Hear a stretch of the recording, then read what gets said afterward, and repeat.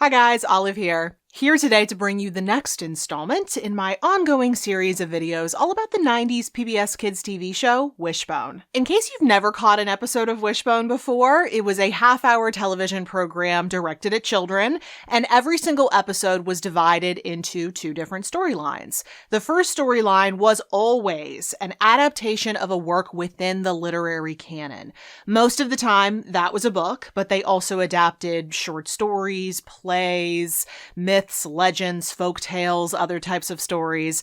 And then the second storyline starred a family living in Texas with their pet Jack Russell Terrier Wishbone. And whatever was going on with them, all of their small town dramas, always tied back to the themes that could be found within the literary adaptation. In this series of videos I do here on my channel, I break down one episode of Wishbone per video, and I compare that episode to the work of literature they chose to take on within it. I point out what similarities and differences exist between them.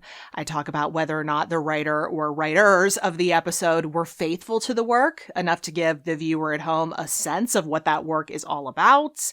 I talk about a moral message. In nearly every episode of Wishbone, there is a moral message that they're trying to communicate to the young audience at home that they've pulled from the work of literature. I talk about what that is, whether or not I found it effective, and then most importantly of all, I talk about whether or not it was an entertaining episode of television. In today's video, we will be looking at a mid-season 2 episode of Wishbone that takes on the narrative historical poem, The Courtship of Miles Standish by Henry Wadsworth Longfellow. It's an episode titled A Bone of Contention.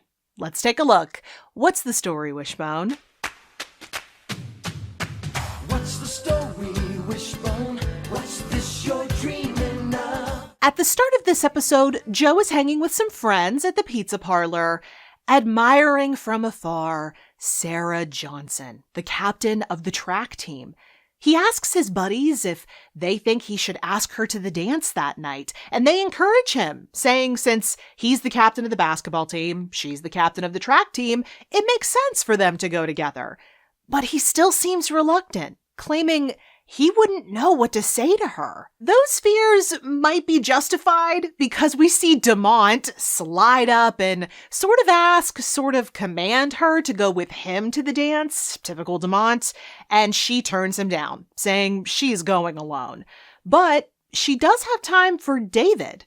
She's going to be calling that night's basketball game alongside David, and she chats briefly with him and his dad outside of the pizza parlor. David also seems infatuated with Sarah, but when Joe asks David, his best friend, to help him out and ask Sarah to the dance for him since Joe is too scared to ask for himself, David despondently agrees. That whole situation leads Wishbone to introduce the narrative poem, The Courtship of Miles Standish by Henry Wadsworth Longfellow, set amongst the Pilgrims of Plymouth.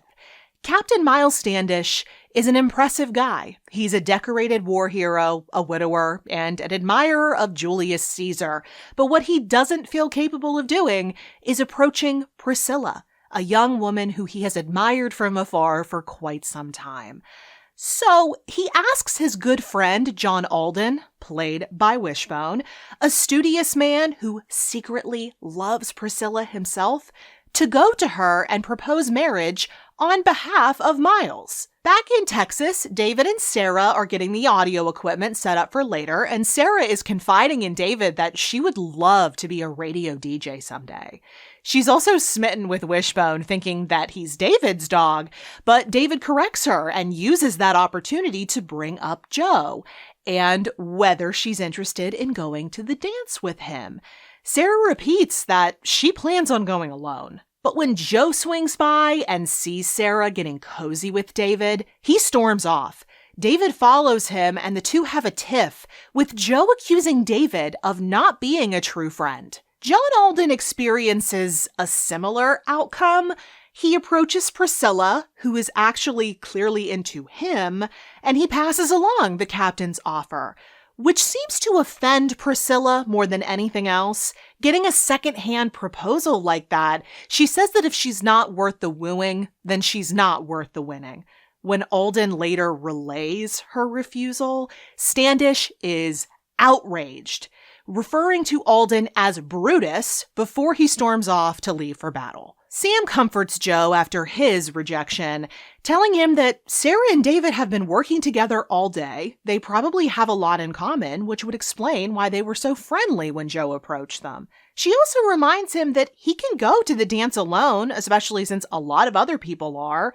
But Joe insists that his friends are now expecting him to go with Sarah, and it would be too humiliating to go and see Sarah with David, who Joe is now calling his ex-best friend. David is licking his wounds too, but his dad reminds him that Joe asked him to ask Sarah, and David did just that. He did what was asked, and it's not his fault he ended up hitting it off with Sarah. David doesn't want to risk the friendship with Joe, but he also really likes this girl. Alden is conflicted too. Should he return to England or stay and pursue his love, Priscilla? He decides to stay. He builds a home for himself and strengthens his bond with Priscilla.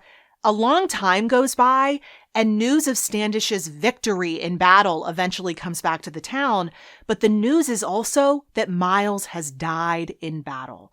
Alden deeply mourns the loss, but then is surprised when, at his wedding to Priscilla, the captain, very much still alive, shows up, apologizes for his behavior, and offers his friendship and well wishes to the happy couple. Another couple that really works together is David and Sarah. As announcers at the game, that is. They do a great job at the mic together, and later on at the dance, David approaches Joe to apologize again, but Joe stops him, admitting that there's clearly chemistry between David and Sarah, and that getting so upset at him was uncalled for.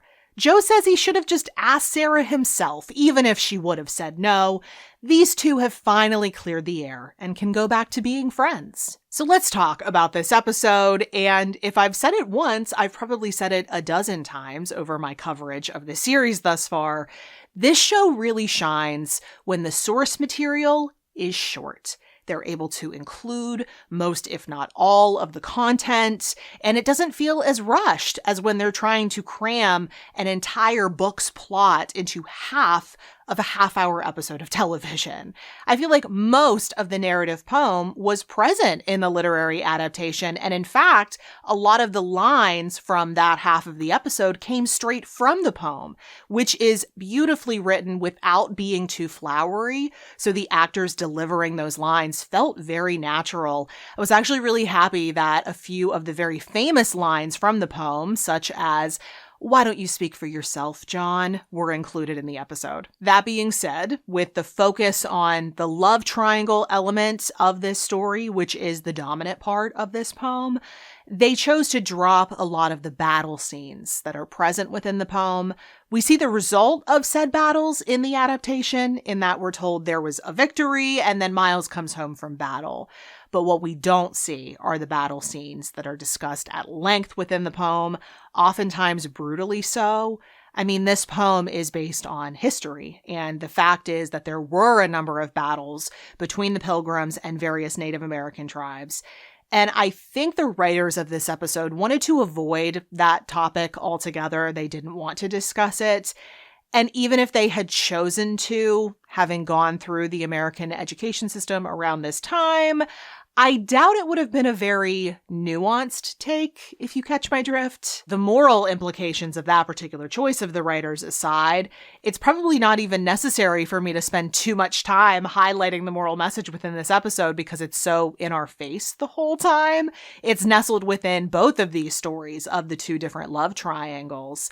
If you want something done, you need to find the courage to go do it yourself. And if you can't find that courage and you enlist the help of a good friend, don't be mad at them if things don't go your way. And certainly don't toss out a good friend who was willing to go out on a limb for you like that just because it didn't go your way. Aside from the writers looking the other way a little bit when it comes to the treatment of Native Americans, I found this episode to be pretty successful. I think they did a great job adapting the poem for the screen, and then they made such a perfect match with the real life storyline. Our characters go through something almost exactly the same as what the characters in the poem went through, so it was so easy to understand what they were saying. And then they didn't go too heavy-handed with the moral message. They just let the natural lesson within the poem shine through, and because the real life storyline was so similar, it was really, really easy to feel that being reinforced in the other storyline. I thought this was a great episode for season 2. I thought it was a great choice to include in season 2 because it's a much more grown-up, mature feeling season, even though it is much shorter than season 1, because our 3 main characters are edging toward their teenage years. They're growing up. So having a romantic conflict like this exist in the second season as opposed to the first, I thought it was a really good choice. I really enjoyed this episode. But those were my thoughts on this episode of Wishbone. If you have some of your own, I would love to hear what those are down in the comment section below. And if you want to see more of these What's the Story Wishbone videos that I do, I have made a playlist that contains all the ones I've done up to this point, will contain all the ones I do in the future. Yes, I do plan on covering all of them, including the movie, and I almost have covered all of them. I do not have that many more left to go. I'm quickly closing in on the end of this project. So if you have a specific episode in mind, there's a good chance I've talked about it. You can check out that playlist if you want to look specifically for that episode, or if you just want to start from the very beginning and binge them all, it is up to you. I will link that playlist for you in the description box and up in the cards. Thanks so much for watching. Hope you're having a wonderful day, and I'll see you in the next video. Bye.